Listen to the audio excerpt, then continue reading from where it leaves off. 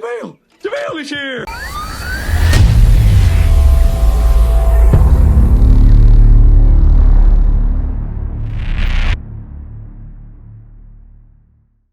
Good morning, good evening or good night, and welcome to this special edition preview for Burnley versus Nottingham Forest. Why? Because thanks to you guys, we have had the PC delivered from our friends at Inside Tech who put it all together for us. Coming up on today's video, we're going to talk you through my predicted team sheet, we'll talk you through the Burnley team, and then who do I think is going to win this? Forest, don't blow it. If you're enjoying the content, please don't forget to hit that like button. Subscribe to Forest Fan TV if you are new. And go check out my thoughts on the game while we get this box into the FFTV HQ. And we'll show you the unboxing as well. See you in a sec. Cheers, Wolfie, appreciate it, and good luck with that unboxing, and thank you guys once again, and welcome back to the studio where we're going to be talking about the actual match. Who cares what those sweaty people are doing over there with a computer box? Well, we do, we'll show you why in a minute.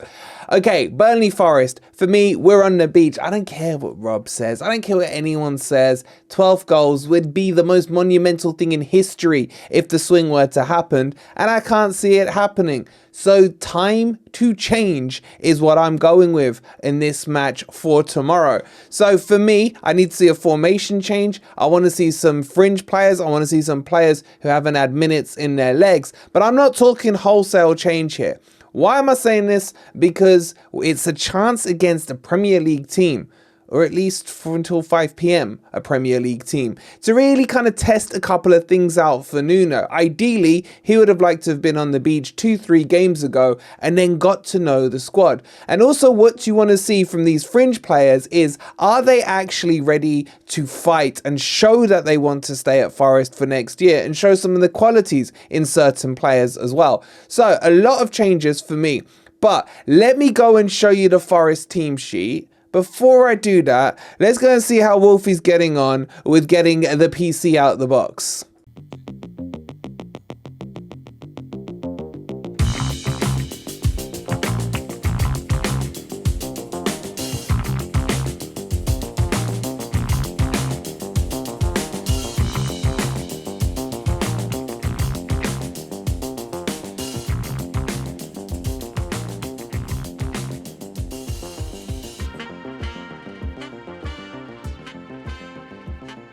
Alright, so we've got the bad boy out of the box and we're going to have to piece it together. And again, massive shout out to Inside Tech for not only piecing it together, but giving us some discounts as well. We've also got some offers for you guys. So if you wanted Office 19 for free, or £10 off your next order, or a free gaming headset, I'll leave the links and the codes for you in the description below. So make sure you go check them out. Their website's there as well. Honestly, just one of the best companies we've had the pleasure to work with. Now, what we got to do is get the old Argos PC out and change FFTV's main PC into this now.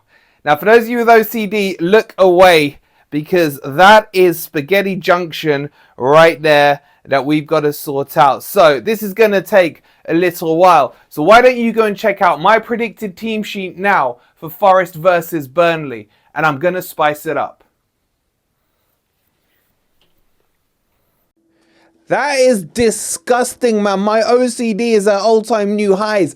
Get that Spaghetti Junction sorted. How can anyone live like that? Anyway, I'm glad it's them doing it, not me. Let me get into my team sheet and show you what I want done for Forest. So, new graphic incoming for you guys. This is the Forest lineup I would go with tomorrow, and I'm gonna start, of course, with Matt Sells in goal. We put Turner, we probably do lose. I'm gonna put Reyna at left back, Murillo, Omabama-Deli, Nico Williams, Ryan Yates, Sangare, Danilo, Morgan Gibbs-White, Wood, and Taiwo. I'm spicing this up. I'm going for a 4-3-1-2, a 4-1-2-1-2, a diamond formation. Call it what you will, but this is a chance that we can get both Awoniyi and Wood up front and let them fight out. Let's see who the best number 9 is that Forest have at the club. Now, there are some changes based on injuries, or rumours we're hearing from injuries.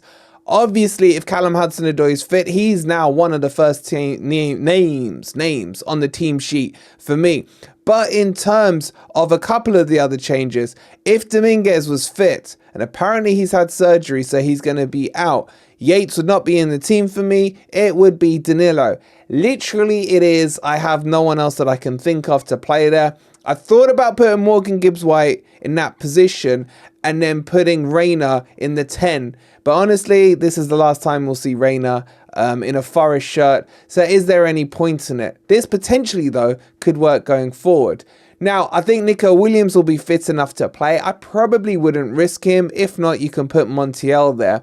But I still do think Omar Bamadelli and Murillo are the future of Forest. Will they both still be here at the start of next season? Obviously, one will. One hopefully will. And then Einar for me is brilliant. Now, you could, if you didn't want to risk Montiel or he's getting too close to that 50% mark, switch Einar at right back and bring Tavares in at left back. But I just think this team would be quite balanced. I kind of want to test 3 in midfield. Because, as I've been saying all season, be it under Nuno, be it under Cooper, we're just giving away that midfield battle. And it's something we have to address in the summer. Now, I know loads of you are going to kick on, oh, you're defending Sangare. Brucey, if you're watching, shut up. Shut up, mate. It is time to let Sangare into the team. It's a meaningless game. Let's get him tested out. Let's play him in his correct position at a 6. Let's put 2 players around him. Both Danilo and Yates will work hard. And then that should free up Morgan Gibbs-White to do Morgan Gibbs-White things. And then Taiwo and Wood up front. I'll be honest with you guys. I look at that and I think that's not a strike partnership that I think has much legs in it. I just don't think the attributes of each player really complement each other. I probably would go Taiwo and Ribeiro, to be honest, again just to give it a spice up. But Wood does tend to score against his old clubs, so let's see if he can get one against Burnley, maybe push him higher up in the Golden Boot race. Not that I don't think he can win it. So what do you guys think about that team? Would you go with it or not? And let me know what you think about the graphics as well, because this is all down to you. This is off the new PC. And speaking of which, let's go and catch up with the progress and let's see how Wolfie's getting on. Alright, so what do you reckon to my team selection? Would you give those guys a chance? It's the last game of the season and we're pretty much safe. Anyway, back to the PC. We've cleared Spaghetti Junction underneath. So it's looking a lot nicer. We've had to move the monitor, switch it from the left side to the right side and vice versa. Don't know if it's going to fix. I want that bad boy up there with the lights. So go check out my Burnley team. And when you come back, hopefully everything should be together. See you in a sec. Alright, it's good to see they got rid of that Spaghetti Junction, but it looks like there's still a lot of work ahead on that PC. So let's give them some time to crack on with it, and let's crack on with the rest of this video. And we're going to have to talk about the Burnley team. Now, I promise you, this isn't going to take long. There's only a couple of teams that I've hardly watched this year in the Premier League, and that is... sorry, Vincent, no offense, bro, but Burnley. I've caught them when they've been playing Arsenal, someone else that I don't mind watching. Brighton as well, can't stand them. And probably I'd say Brentford. Now you may be wondering, what about Sheffield? I enjoy watching Sheffield because it's a good laugh. It's like watching a comedy show. It's Dumb and Dumber meets Sheffield, who is dumberer. And it's just a joy to watch. So Burnley, anyway, back to Burnley. Look, what do we know about them? Obviously, they got Muric in goal. We know about him. He's played a few games for Forest. Don't rate him. I still think he's got a lot of mistakes. I do think he's better than Trafford, though, who they brought in for 15 million. Has been an absolute flop. The only other one that really catches my eye is this number 20 dude. And I don't know why he's at 20, because I feel like he played at left wing against Forest in the league and absolutely destroyed Montiel in what was maybe his debut performance. Correct me in the comments if I'm wrong. Outside of that, obviously Berg. I used to be quite scared of him when we faced them when he was at Sheffield in the Championship. Outside of that, I'll be honest with you guys. There might be good players. I'm not saying there's not good players. I just don't watch them, so I can't really comment. But what do you guys think about this team? If you do watch them, let me know who we should be watching out for. I mean, I'm looking at O'Shea thinking John O'Shea from Man U. I mean, there's no way he's still playing. What are your thoughts on that? So, before we get back to the unveiling of the PC, let me give you my thoughts on my score prediction. I think it goes one of two ways. I think it depends on Forest, not on Burnley. Burnley are going to be quite relaxed. They'll play this at a good tempo, quite attacking football, and they'll get themselves a chance or two. I just think, is Nuno going to be there forcing the issue, saying to the players, we're playing this like we're not on the beach? And if he does that, then potentially Forest should run away winners. I'm intrigued to see the performance level because I want to see how these players play without pressure. Now, if they go and steamroller Burnley, honestly, I'm going to ask the question of where was this during the rest of the season? Just because the pressure is off now, you put performances in, whereas before you couldn't. But let's have that debate post-match. I'm going for a Forest win. I think we might be comfortable here. 3-1, 4-1, something like that. I think we're going to get through. But if Forest do lose, I won't be that disappointed. Obviously, as long as it's not a 12-goal swing. Just because we'll have another record to our names. We stayed up with the lowest points ever. Guys, the PC is complete. I'm getting it in my ear right now. I'm going to take you back over to there. And just on a serious note, honestly, without you guys, nothing is possible on this channel.